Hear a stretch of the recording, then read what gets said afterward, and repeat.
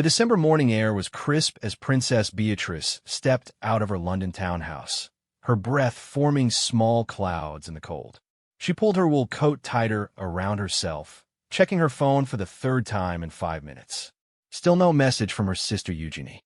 The silence between them had stretched on for weeks now, ever since their father's latest scandal had erupted across every newspaper in Britain. Andrew's involvement in yet another controversy had sent shockwaves through the royal family, and this time the palace had made it clear that damage control would be swift and decisive. The York sisters, once beloved by the public for their down-to-earth nature and genuine warmth, found themselves caught in the crossfire of their father's mistakes. The media scrutiny was relentless, photographers lurking around every corner, reporters calling at all hours, and the constant whispers of courtiers discussing their uncertain future within the royal fold. Beatrice's phone buzzed, and her heart skipped a beat, hoping it was Eugenie. Instead, it was her private secretary reminding her about the Christmas charity event at St. James's Palace that evening. The annual gathering was one of the most important social events of the royal calendar, bringing together members of the royal family, government officials, and prominent figures from various charitable organizations. Traditionally, it was an event where the younger royals could shine, showing their commitment to public service and their ability to represent the crown with dignity and grace. This year, however, the atmosphere would be different. The palace had been unusually quiet about which family members would attend, and Beatrice suspected that she and Eugenie were being deliberately sidelined. The thought made her chest tighten with a mixture of hurt and determination. They had worked tirelessly for their various charities, had never put a foot wrong in public, yet they were being punished for their father's actions. As she walked through Hyde Park, Beatrice's mind wandered to happier times. She remembered Christmas events from their childhood, when she and Eugenie would stand beside their parents, dressed in matching velvet dresses, their eyes wide with wonder at the grandeur of it all. Their grandmother, the Queen, would always have a special word for each of them, and their cousins William and Harry would sneak them extra chocolates from the dessert table. Those days seemed like a lifetime ago. The sound of her phone ringing jolted her from her memories. This time, it was Eugenie. "B, we need to talk." Eugenie's voice was strained, barely above a whisper. "Where are you?" "I've been trying to reach you for days," Beatrice replied, her pace quickening as she headed toward her car. "I'm at Kensington Palace in my office. Can you come over? Something's happened." The urgency in her sister's voice sent a chill down Beatrice's spine. Without hesitation, she changed direction, her mind racing with possibilities. Had their father done something else? Had the palace made a decision about their future? Or worse, had something happened to one of their family members? 20 minutes later, Beatrice found herself in the familiar corridors of Kensington Palace, the place where she and Eugenie had spent countless hours working on their charitable endeavors. The walls were lined with portraits of their ancestors, and, normally, these faces provided her with a sense of continuity and purpose. Today, they seemed to watch her with judgment. Eugenie's office was tucked away in a quiet corner of the palace, overlooking the gardens. It was a modest space, filled with photographs from charity visits, thank you letters from organizations they supported, and the various awards they had received for their humanitarian work. When Beatrice entered, she found her sister sitting behind her desk, her usually immaculate appearance slightly disheveled, her eyes red-rimmed from crying. "Eugenie, what's wrong?" Beatrice rushed to her sister's side, immediately wrapping her arms around her. "I just had a meeting with the private secretary's office," Eugenie began, her voice shaking. "They've decided to reduce our official engagements for the foreseeable future. No more solo appearances, no more international trips on behalf of the crown, and—" She paused, taking a shaky breath. "We're not expected at tonight's Christmas event." The words hit Beatrice like a physical blow. She sank into the chair opposite her sister's desk, trying to process what she had just heard. The Christmas event wasn't just a social gathering. It was a symbol of their standing within the royal family, their value as working members of the firm. To be excluded was tantamount to being cast aside. Did they give a reason? Beatrice asked, though she already knew the answer. The usual diplomatic language about reassessing roles and focusing on core family members, Eugenie replied bitterly. But we both know what this is really about. Papa's problems have become our problems, and they think the best way to handle it is to make us invisible. Beatrice felt a surge of anger rising in her chest. She had spent her entire adult life trying to prove herself worthy of her position, working with dyslexia charities, supporting young entrepreneurs, using her platform for good. Eugenie had done the same, championing causes close to her heart and representing the royal family with grace and dignity around the world. Yet none of that seemed to matter now. So that's it. Beatrice stood up, pacing to the window. We just disappear into the background and pretend we don't exist? Let them erase years of hard work because it's convenient. What choice do we have, B? We serve at the pleasure of the crown. If they don't want us there, we can't exactly force our way in. Beatrice turned back to face her sister, and, for a moment, they looked at each other in silence. In Eugenie's eyes, she could see the same mixture of hurt, frustration, and defiance that she felt in her own heart. They had always been close, but their shared experiences as minor royals in an increasingly streamlined monarchy had created an unbreakable bond between them. Actually, Beatrice said slowly, an idea beginning to form in her mind, maybe we do have a choice. Eugenie looked up, intrigued despite her despair. What do you mean? The invitation didn't specifically say we couldn't attend, did it?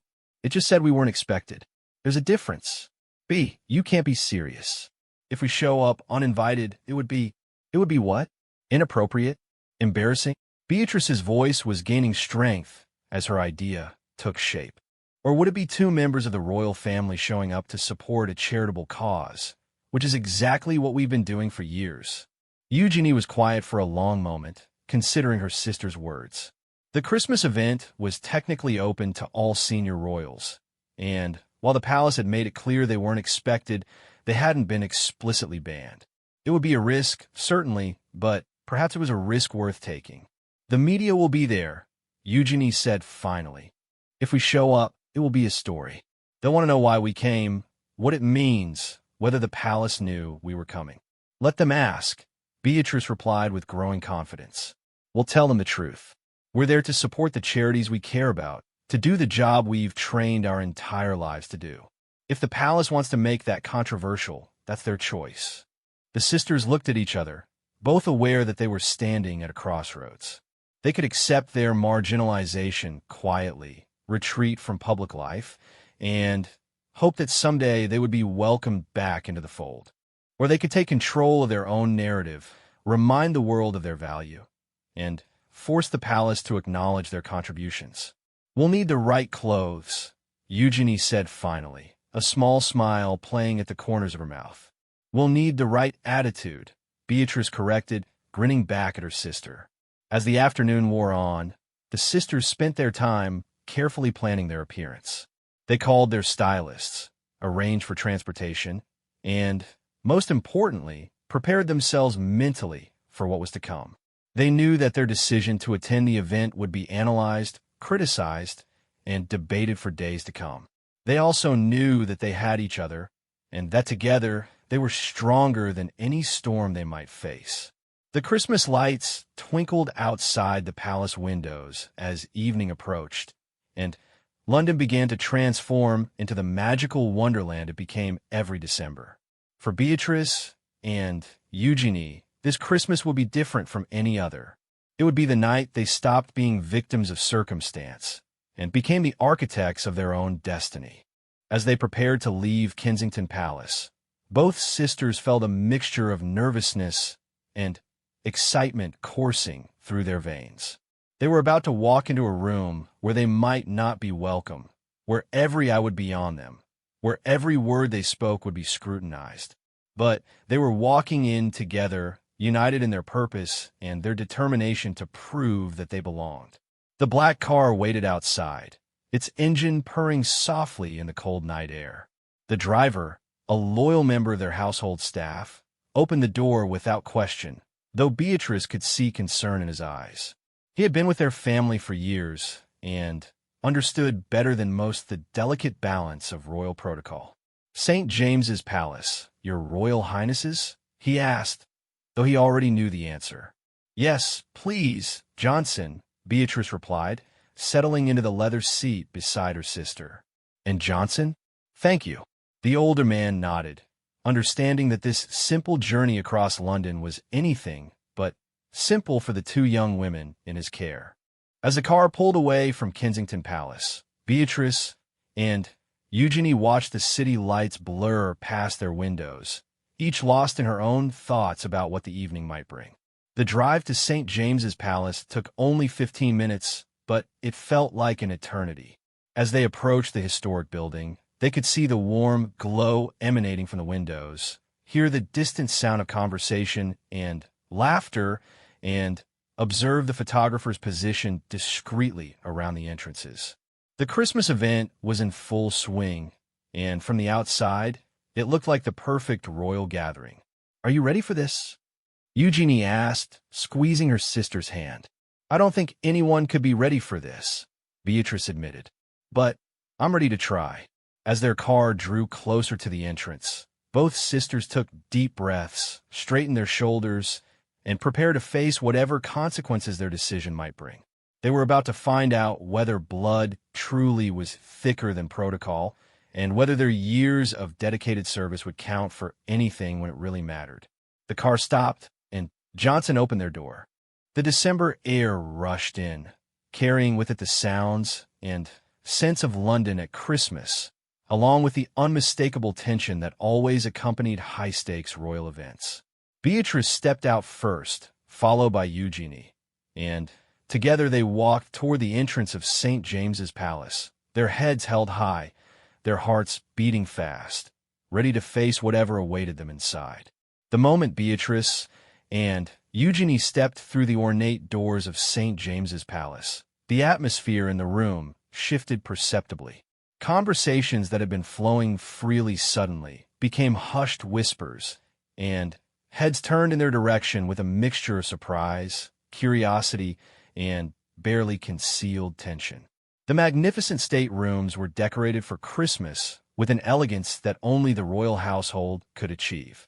Towering evergreen trees adorned with gold and crimson ornaments stood in each corner, their lights twinkling like captured stars. Garlands of holly and ivy wound around ancient columns, and the air was filled with a warm sense of mulled wine and traditional Christmas pudding. The guest list read like a who's who of British society. Government ministers stood in small clusters, their conversations punctuated by the occasional burst of diplomatic laughter. Charity leaders moved gracefully through the crowd, their faces glowing with the satisfaction of a successful year of fundraising and community work. Senior members of the royal family were positioned strategically throughout the room, each fulfilling their role as gracious hosts and engaged patrons of the various causes represented. But as Beatrice and Eugenie made their way into the room, it became clear that their presence had not been anticipated. The carefully orchestrated seating arrangements, the precisely planned reception line, the meticulously scheduled speeches, none of it had accounted for the York sisters' appearance. Palace staff could be seen exchanging worried glances and speaking urgently into their discreet communication devices. Prince William was the first family member to notice their arrival. He was standing near one of the Christmas trees, engaged in conversation with the Chancellor of the Exchequer, when his eyes fell upon his cousins.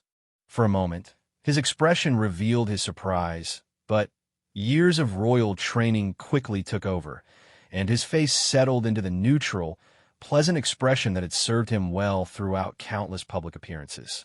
"Beatrice, Eugenie," he said, approaching them with what appeared to be genuine warmth, though both sisters could detect the underlying tension in his voice. "What a lovely surprise to see you here this evening." "Hello, William," Beatrice replied, accepting the customary kiss on both cheeks. "We couldn't miss one of our favorite events of the year. The work these charities do is too important." Catherine, Princess of Wales, joined their small group, her elegant emerald dress perfectly complementing the festive decorations surrounding them. Her smile was warm, but guarded as she embraced both sisters. "You both look absolutely beautiful," she said, and there was genuine affection in her voice despite the awkwardness of the situation. "Thank you, Catherine," Eugenie responded. "You look stunning as well. That dress is gorgeous." For a few moments, the four of them engaged in the sort of polite conversation that had become second nature to all of them. Discussions about the charities present, the beautiful decorations, the success of various recent events. But beneath the veneer of familial pleasantries, there was an undercurrent of uncertainty. William and Catherine were clearly wondering how to handle this unexpected development, while Beatrice and Eugenie were determined to prove that they belonged in this room just as much as anyone else. The Lord Chamberlain approached their group, his expression carefully controlled, but his discomfort evident to those who knew how to read the subtle signs of palace protocol. Sir Marcus Henderson was a man who had devoted his entire career to the smooth operation of royal events, and unexpected variables like the York sisters' unannounced appearance were exactly the sort of thing that kept him awake at night. "Your Royal Highnesses," he said, bowing slightly to each of them in turn. "How wonderful to see you this evening. I'm afraid there may have been some confusion with the arrangements." "No confusion at all," Beatrice interjected smoothly. "We're here to support the incredible work being done by these charitable organizations. I believe that's why we're all here, isn't it?" The Lord Chamberlain's pause was almost imperceptible, but it was there nonetheless. "Of course, Your Royal Highness. Perhaps I could speak with you both privately for just a moment." "I think we're perfectly fine where we are. Thank you," Eugenie replied with a smile that didn't quite reach her eyes. "We wouldn't want to miss any of the presentations." Just then, the sound of small bell being rung drew everyone's attention to the far end of the room. Princess and stood beside a raised platform, her no-nonsense demeanor as evident as always. As the Princess Royal, she commanded respect from everyone in the room, and her presence provided a momentary distraction from the tension surrounding the York sisters' arrival. "Ladies and gentlemen," and announced, her voice carrying easily across the large room. "If I could have your attention, please. We're about to hear from some of the remarkable individuals whose work we're celebrating this evening." The crowd began to move toward the presentation area, providing Beatrice and Eugenie with an opportunity to blend into the larger group. As they walked, they were approached by several of the charity representatives, many of whom they had worked with extensively over the years. The genuine warmth and enthusiasm of these greetings stood in stark contrast to the cooler reception they had received from some family members and palace officials. "Princess Beatrice," exclaimed Dr. Sarah Mitchell, the director of a literacy charity that Beatrice had supported for nearly a decade. "What a wonderful surprise. I was hoping I might see you here tonight." "Dr. Mitchell, it's so good to see you," Beatrice replied, her face lighting up with genuine pleasure. "How is the new reading program progressing?" "I've been following the reports, and the results seem extraordinary." As Beatrice engaged in animated conversation about literacy rates and educational initiatives, Eugenie found herself surrounded by representatives from several environmental organizations.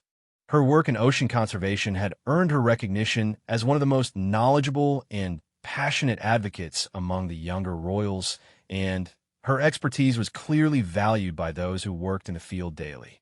"Princess Eugenie, your speech at the Marine Conservation Conference last month was absolutely brilliant," said James Thornfield, a marine biologist whose research Eugenie had helped fund. "The way you connected the economic and environmental arguments for ocean protection was masterful." "Thank you, James. That means so much coming from someone with your expertise," Eugenie replied. "I've been reading about your latest research on coral reef restoration. The implications are fascinating."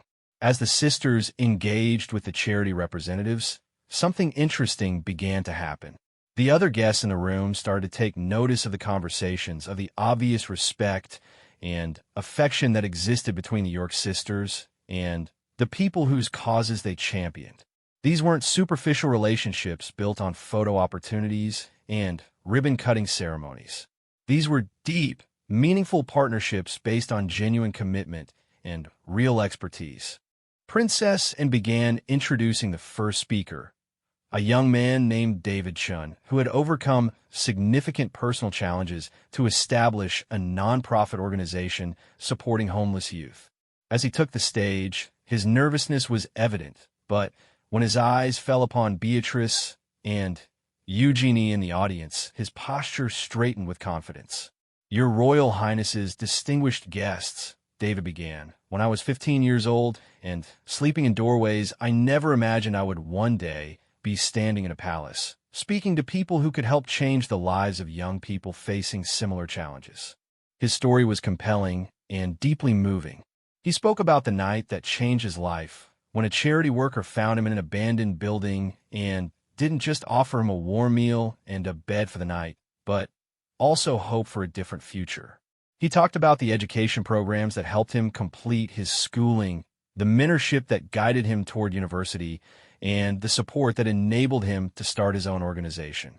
"But what I want to talk about tonight," David continued, his voice growing stronger, "isn't just the importance of charitable giving or government support, though both are crucial. I want to talk about the power of personal commitment, of individuals who don't just lend their names to causes, but who truly understand and champion the work being done." He paused, his eyes scanning the audience before landing on Beatrice and Eugenie again. "Princess Beatrice visited our shelter 6 months ago, not for a photo opportunity or a brief ceremonial appearance, but for an entire afternoon. She sat with our young people, listened to their stories, helped them with their homework, and shared her own experiences with learning difficulties. She didn't just visit once and move on to the next cause. She's been back 3 times since then, and each time she's brought new ideas, new resources, and new hope." The room was completely silent now, all attention focused on David's words. "Princess Eugenie has been equally transformative for our environmental education program. She didn't just agree to be a patron, she helped us design the curriculum. She brought in experts from her network, secured funding for equipment we desperately needed, and even participated in our first youth expedition to document plastic pollution in the Thames." As David continued his presentation, highlighting the tangible impact that both sisters had made on his organization and others, the atmosphere in the room began to shift once again. The tension that had accompanied their arrival was slowly being replaced by something else: recognition, respect, and perhaps even admiration. The charity representatives in the audience began to nod in agreement, many of them having their own stories of meaningful interactions with the York sisters. Government officials who had worked with them on various initiatives remembered their professionalism and dedication. Even some of the palace staff, who had witnessed their commitment behind the scenes, seemed to relax slightly. When David finished his presentation to enthusiastic applause, he was followed by several other speakers, each representing different charitable sectors. What became increasingly clear as the evening progressed was that Beatrice and Eugenie's names came up repeatedly, always in the context of meaningful, substantive contributions rather than mere ceremonial appearances. Dr. Elizabeth Hartwell, who ran a research institute focused on learning disabilities, spoke movingly about Beatrice's advocacy work. "Princess Beatrice hasn't just raised awareness about dyslexia," she explained. "She's helped us understand the lived experience of learning differences in a way that has fundamentally changed our approach to support and intervention." Captain Maria Santos, a former naval officer who now led a maritime conservation initiative, praised Eugenie's technical understanding and strategic thinking. "When Princess Eugenie speaks about ocean health, she's not reading from prepared remarks," she said. "She's drawing on extensive knowledge and genuine passion that she's developed through years of dedicated study and engagement." As presentation followed presentation, it became increasingly difficult for anyone in the room to question the York sisters' value to the charitable sector and to the royal family's mission of service. Their absence from this event wouldn't have been just a loss for them personally. It would have been a loss for the causes they championed and the people whose lives they had touched. Prince Edward and Sophie, the Earl and Countess of Wessex, approached Beatrice and Eugenie during a brief interval between speakers. Edward's expression was thoughtful as he embraced his nieces. "You've both made quite an impact this evening," he said quietly.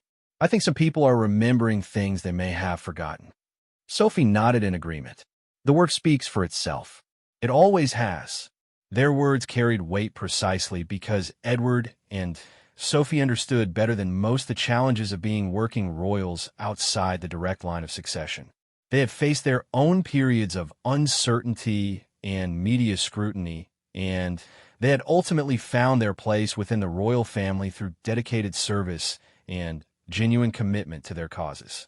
As the formal presentations concluded and the evening moved toward its social phase, Beatrice and Eugenie found themselves at the center of numerous conversations. Charity leaders sought them out to discuss ongoing projects and future collaborations. Government officials engaged them in substantive discussions about policy initiatives. Other guests, many of whom had initially seemed uncertain about their presence, now appeared genuinely interested in their perspectives and experiences. The transformation was remarkable to witness. What had begun as an evening where the sisters felt unwelcome and excluded had become a powerful demonstration of their value and their place within the broader mission of the royal family. They hadn't forced their way in through entitlement or family connections. They had earned their place through years of dedicated work and genuine expertise. But perhaps the most significant moment of the evening came when the Queen's private secretary, Sir Clive Alderton, approached them near the end of the event. His expression was unreadable as he joined their conversation with a group of charity directors. "Your Royal Highnesses," he said with a formal bow. "Her Majesty has asked me to convey her appreciation for your presence this evening and for the valuable contributions you've made to tonight's discussions." The words were carefully chosen and diplomatically neutral, but their meaning was clear to everyone who heard them. The Queen had been watching, listening, and taking note of everything that had transpired. The York sisters' decision to attend had not gone unnoticed at the highest levels of the royal family, and the initial disapproval seemed to be giving way to something approaching approval. As the formal portion of the Christmas event concluded, the atmosphere in St. James's Palace had transformed completely from the tension-filled beginning of the evening. The guests mingled more freely now. Wine glasses clinked in celebration of the year's charitable achievements, and the warm glow of the Christmas decorations seemed to reflect the increasingly positive mood in the room. For Beatrice and Eugenie, what had started as an act of defiance was becoming something entirely different, a validation of their worth and their place within the royal framework. The sisters found themselves naturally gravitating toward different groups throughout the room, their individual expertise and interest drawing them to various conversations. Beatrice was deep in discussion with a group of education policy makers about innovative approaches to supporting children with learning differences, while Eugenie was engaged with environmental scientists about the latest research on microplastics in marine ecosystems. Both conversations were substantive, detailed, and demonstrated the depth of knowledge they had each developed in their respective areas of focus.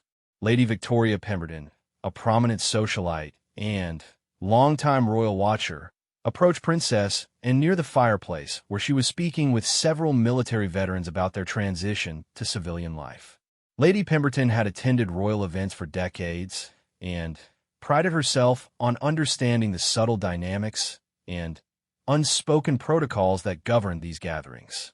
"Your Royal Highness," Lady Pemberton said quietly too, "and I must say, this evening has been quite revealing. I had no idea that Beatrice and Eugenie were so thoroughly engaged with their charitable work. The way the organization leaders speak about them suggests relationships far deeper than typical royal patronages. And known for her direct manner and lack of patience for superficial conversation, looked thoughtful before responding. People often mistake ceremonial duties for the real work," she replied. "My nieces have been doing the real work. Perhaps it's taken an evening like this for some people to notice." Meanwhile, Across the room, the Chancellor of the Exchequer found himself in an unexpectedly detailed conversation with Princess Eugenie about the economic implications of environmental legislation. He had initially approached her expecting the usual pleasant, but shallow exchange typical of social events, but quickly discovered that she was remarkably well informed about the intersection of environmental policy and economic development. Princess Eugenie, I had no idea you had such a thorough understanding of carbon tax structures, he admitted, clearly impressed despite himself. Your analysis of the German model and its applicability to the UK market is quite sophisticated. Thank you, Chancellor, Eugenie replied with a modest smile. When you work closely with environmental organizations, you quickly learn that sustainable solutions have to be economically viable, or they simply won't succeed. I've spent considerable time studying the economic models that have proven most effective internationally. Their conversation was overheard by several nearby guests, including a journalist from the Times who was covering the event. The reporter, Amanda Fletcher, had initially planned to write a standard piece about the royal family's Christmas charitable efforts, but the unexpected presence of the York sisters and the obvious respect they commanded from serious policymakers was creating a much more interesting story. As Amanda discreetly took notes, she began to realize that she was witnessing something significant. The conventional wisdom about Beatrice and Eugenie, that they were pleasant but largely ornamental figures within the royal family, was being challenged by every interaction she observed. These were clearly individuals with genuine expertise, meaningful relationships within the charitable sector, and the ability to engage substantively with complex policy issues. Prince William, who had been watching the evening's developments with increasing interest, found himself reconsidering his initial reaction to his cousin's unannounced appearance. As he observed their interactions with various guests, he began to understand that their presence wasn't an act of rebellion or attention-seeking behavior. They were here because this was genuinely where they belonged, among the people and causes they had dedicated themselves to serving. "Catherine," he said quietly to his wife as they stood together near one of the towering Christmas trees, "I think we may have underestimated Beatrice and Eugenie." Catherine nodded, having reached a similar conclusion as she watched Beatrice explain the neurological basis of dyslexia to a group of fascinated medical professionals. They're not just going through the motions, are they? This is real expertise, real passion. Their conversation was interrupted by the approach of Dr. James Whitfield, a renowned child psychologist who served on the board of several educational charities. His face was animated with enthusiasm as he joined their small group. "Your Royal Highnesses," he said, "I hope you don't mind the interruption, but I simply had to share how impressed I am with Princess Beatrice's understanding of learning disabilities. I've just spent 20 minutes discussing the latest research in cognitive development with her, and her insights are genuinely valuable. She's not just a patron in name. She's a true advocate who understands the science behind the work."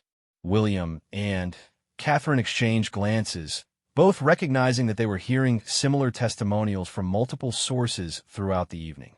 The picture that was emerging was of two young women who had quietly built substantial expertise and meaningful relationships while the rest of the royal family had perhaps been too focused on their father's controversies to notice their achievements. The evening took another unexpected turn when Princess Beatrice was approached by Professor Sarah Jenkins, the director of the National Literacy Trust. Professor Jenkins had been hesitant to attend the event, knowing that budget cuts were threatening several of her organization's key programs. But her conversation with Beatrice quickly moved beyond pleasantries to substantive policy discussions. "Princess Beatrice," Professor Jenkins said, "I wonder if I might speak with you about a challenge we're facing. The Department of Education is considering significant cuts to early intervention programs for children with learning difficulties. Given your advocacy work and your personal experience, I wondered if you might have any insights about how we might make the case for continued funding." Beatrice's response surprised even herself with its detail and sophistication. "Professor Jenkins, I've actually been following those budget discussions quite closely. The economic research from the Scandinavian countries shows conclusively that early intervention programs generate a return on investment of nearly £4 for every pound spent. But more importantly, we need to help policymakers understand that this isn't just about educational outcomes. It's about human potential. She paused, gathering her thoughts before continuing. I've been working with a group of economists and educational researchers on a comprehensive report that quantifies not just the academic benefits of early intervention, but the long-term social and economic impacts. Would it be helpful if I arranged for you to meet with them? And perhaps I could speak with the Education Secretary about scheduling a presentation on the research findings? Professor Jenkins was visibly moved by both the substance of Beatrice's response and the genuine commitment it demonstrated. Your Royal Highness, that would be extraordinary. To have your support in making this case could make all the difference for thousands of children. This conversation, like many others throughout the evening, was being quietly observed by various guests who were forming new impressions of the York sisters. The Lord Chancellor, who had initially shared the palace's apparent discomfort with their presence, found himself reconsidering his position as he witnessed the depth of their engagement with serious issues. As the evening progressed, both sisters found themselves at the center of an increasingly respectful and engaged audience. Eugenie's discussion of marine conservation had attracted a group that included several members of Parliament, marine scientists, and even a representative from the Treasury who was responsible for environmental spending allocations. Her ability to articulate complex environmental challenges in ways that resonated with policymakers was becoming increasingly evident. The thing that many people don't understand about ocean health, Eugenie explained to her growing audience, is that it's not just an environmental issue, it's an economic security issue. The collapse of marine ecosystems would have devastating impacts on food security, shipping industries, and coastal communities. We're talking about potential economic losses in the trillions if we don't act decisively in the next decade. Her words carried weight precisely because they were backed by extensive knowledge and genuine understanding. This wasn't someone reading from briefing notes. This was an expert speaking from years of study and practical experience. Several of the members of Parliament in her audience began asking detailed questions about specific policy proposals, clearly recognizing that they were speaking with someone who could provide valuable insights for their own legislative work. The transformation in the room's atmosphere was perhaps most evident in the behavior of the palace staff. The same officials who had seemed uncomfortable with the sisters' arrival were now facilitating their conversations, ensuring they had everything they needed, and even introducing them to guests who might benefit from their expertise. The initial protocol breach had evolved into something approaching a diplomatic triumph. Sir Marcus Henderson, the Lord Chamberlain who had earlier attempted to manage the confusion of their presence, approached Beatrice during a brief lull in her conversations. His demeanor was markedly different from their earlier interaction. "Your Royal Highness," he said with what appeared to be genuine respect, "I wanted to personally thank you for your contributions to this evening's discussions. Several of our guests have commented on how meaningful their conversations with you have been." "Thank you, Sir Marcus," Beatrice replied graciously. "These causes are genuinely important to me. It's always a pleasure to discuss the work with people who share that commitment." Their exchange was polite and diplomatic, but both understood its significance. The palace establishment was acknowledging not just their right to be present, but their value to the proceedings. This was a remarkable shift from the initial resistance to their attendance. The most significant moment of recognition came near the end of the evening when Prince Charles, who had been engaged in his own series of conversations throughout the night, approached both sisters as they stood together near the reception area. His expression was thoughtful, and there was something in his manner that suggested he had been observing and considering everything he had witnessed.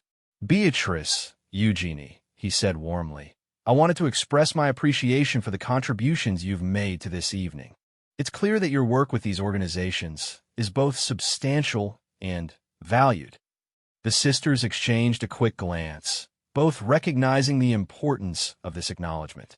Charles's words carried particular weight because of his position as the heir to the throne and his own extensive experience in charitable work. "Thank you, Uncle Charles," Eugenie replied. "These causes are genuinely important to us. We're grateful for any opportunity to support the work being done." "Your expertise is evident," Charles continued, "and, more importantly, your commitment is genuine. The royal family is strongest when all of its members are contributing their talents and passions to the service of others. I think tonight has been a valuable reminder of that principle." His words were carefully chosen, but unmistakably supportive. More than that, they represented a philosophical statement about the role of the extended royal family and the value of diverse contributions to the monarchy's mission of service. As the evening drew toward its close, both sisters found themselves reflecting on how dramatically the night had unfolded. What had begun as an act of defiance, a refusal to be quietly sidelined, had become a powerful demonstration of their value and their place within the royal framework. They had not only proven their right to be present, they had shown that their absence would have been a genuine loss. The guests began to make their departures, but not before many of them sought out Beatrice and Eugenie for final conversations, exchange of contact information, and commitments for future collaboration. The networking and relationship building that had occurred throughout the evening represented months of potential progress for various charitable causes. Amanda Fletcher, the journalist who had been observing the proceedings, found herself with a story far more compelling than she had anticipated when she arrived. The narrative that was emerging was not just about two royal sisters attending a charity event, but about expertise, dedication, and the power of genuine commitment to create meaningful change. As she prepared to leave, Amanda approached both sisters for a brief interview. "Your Royal Highnesses, I wonder if I might ask you about this evening. Your presence here seems to have generated considerable interest and enthusiasm among the charitable organizations represented." "We're here because we care about these causes," Beatrice replied simply. "The work these organizations do is incredibly important, and we're honored to support them in whatever way we can. The relationships we've built with these organizations over the years are among the most rewarding aspects of our work," Eugenie added. "Tonight has been a wonderful opportunity to celebrate their achievements and discuss how we can continue to support their missions." Their responses were measured and diplomatic, but they conveyed genuine warmth and commitment. Amanda recognized that she was speaking with individuals who had found their purpose and were determined to pursue it regardless of the obstacles they might face. The following morning dawned crisp and bright over London, the winter sunlight streaming through the tall windows of Kensington Palace, where Princess Eugenie sat in her office, still processing the events of the previous evening. The newspaper spread across her desk told a story that would have seemed impossible just 24 hours earlier. Instead of criticism or controversy, the coverage was overwhelmingly positive, focusing on the expertise and dedication that both sisters had demonstrated at the Christmas event. The headline in the Times read, "York Sisters Demonstrate Depth of Charitable Commitment at Palace Event." The article, written by Amanda Fletcher, provided detailed accounts of the substantive conversations both princesses had engaged in throughout the evening. Rather than focusing on the initial tension surrounding their attendance, the piece highlighted their expertise, the respect they commanded from charitable organizations, and the meaningful relationships they had built over years of dedicated service. The Telegraph had taken a similar approach with their royal correspondent writing. Princess Beatrice and Princess Eugenie reminded the nation last night that the value of royal service extends far beyond ceremonial appearances. Their deep knowledge of the causes they champion and their genuine relationships with charitable leaders suggest that the monarchy's strength lies not just in its senior members, but in the committed service of its extended family. Even a more tabloid-focused publications had struggled to find a negative angle to the story. The overwhelming testimony from charity leaders, policymakers, and other guests had painted a picture of two young women who had quietly built impressive expertise while the media attention had been focused elsewhere. Beatrice arrived at her sister's office mid-morning, carrying coffee for both of them and wearing an expression that mixed relief with lingering disbelief. "Have you seen the coverage?" she asked, settling into the familiar chair across from Eugenie's desk. "I've been reading it all morning," Eugenie replied, gesturing to the newspapers. "I keep expecting to find the usual criticism buried somewhere in the articles, but it's not there. They're actually writing about our work, about the substance of what we do, not just the drama surrounding our father." The sisters sat in comfortable silence for a moment, both reflecting on how dramatically their situation had shifted in the space of a single evening. The phone on Eugenie's desk had been ringing almost constantly since early morning. Charity organizations wanting to follow up on conversations from the night before, policymakers seeking to arrange meetings, and even international organizations expressing interest in their work. "I think we need to talk about what comes next," Beatrice said eventually. "Last night proved something important, but it also creates new expectations and opportunities. We need to be thoughtful about how we move forward." Before Eugenie could respond, there was a soft knock on the office door. Johnson, their longtime driver and trusted member of the household staff, entered with a formal expression that immediately caught both sisters' attention. "Your Royal Highnesses," he said with a slight bow, "I've been asked to deliver a message from Buckingham Palace. Her Majesty requests the honor of your presence for lunch this afternoon." "Both of you." The sisters exchanged glances, immediately understanding the significance of this invitation. The Queen rarely issued spontaneous lunch invitations, particularly not in the immediate aftermath of controversial events. This was clearly related to their appearance at the Christmas event, and both sisters felt a mixture of anticipation and nervousness about what the meeting might entail. "Please convey to Her Majesty that we would be honored to accept," Beatrice replied formally, though her heart was racing with possibilities about what the Queen might want to discuss. After Johnson left, both sisters spent considerable time preparing for what could be one of the most important conversations of their lives. They reviewed the previous evening's events, considered the various responses they had received, and tried to anticipate what their grandmother might want to discuss. The drive to Buckingham Palace was quiet, both sisters lost in their own thoughts about the potential implications of this meeting. The palace grounds were familiar to them from countless family gatherings, but today everything felt different, charged with significance and possibility. They were escorted to the Queen's private study, a relatively intimate room by palace standards, filled with family photographs, personal mementos, and the comfortable furniture that reflected decades of use. The Queen was seated at her desk when they arrived, reviewing what appeared to be several newspaper clippings and written reports. "Beatrice, Eugenie," the Queen said, rising to greet them with genuine warmth. "Thank you for joining me on such short notice. Please sit down. I think we have quite a lot to discuss."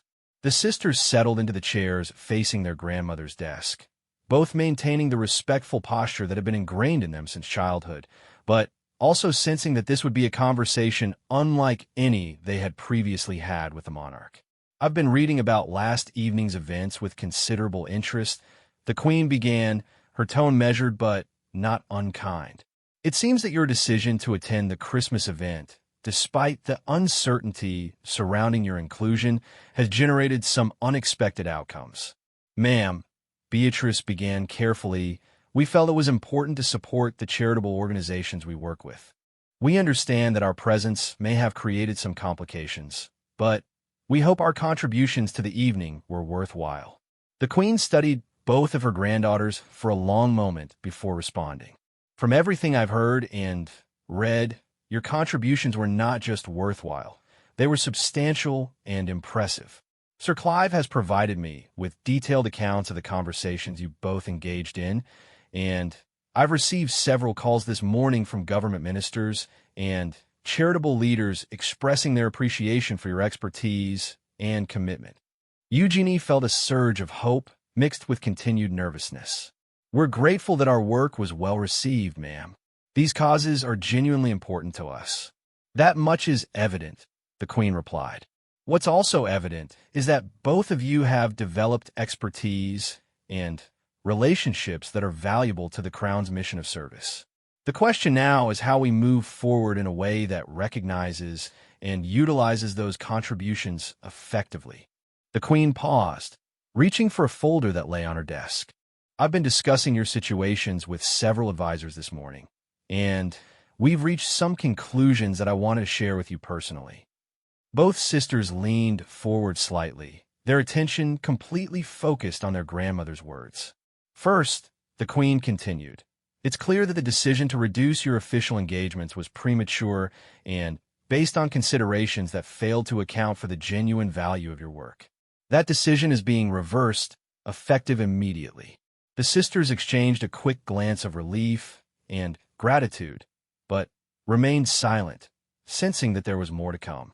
Second, we're implementing a new framework for royal charitable work that will allow you to expand your current activities while providing additional support and resources. Your expertise in education and environmental issues, respectively, will be formally recognized with enhanced roles that reflect the depth of your knowledge and commitment. The Queen's words were having a profound impact on both sisters, but she wasn't finished. Finally, and perhaps most importantly, last evening demonstrated something that I think the institution had begun to lose sight of.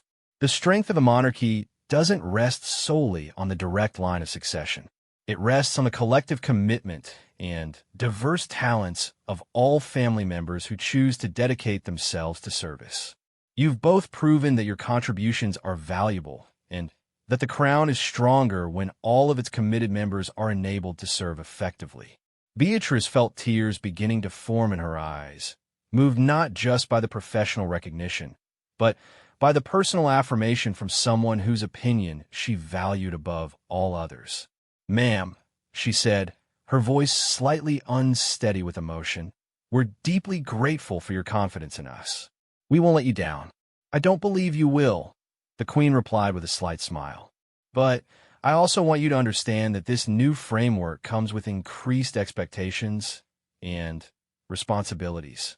You'll be representing the crown in more visible and significant capacities.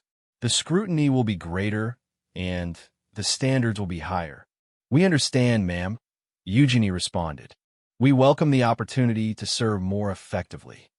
The Queen nodded approvingly before moving to a different but related topic. "I also want to address the situation with your father. His actions and their consequences are his responsibility, not yours. While the institution must manage the impacts of his choices, that doesn't mean that your valuable work should be diminished or dismissed. Moving forward, your roles will be evaluated based on your own contributions and conduct, not on external factors beyond your control." This distinction was particularly meaningful to both sisters, who had struggled with feeling responsible for their father's controversies and their impact on the family's reputation.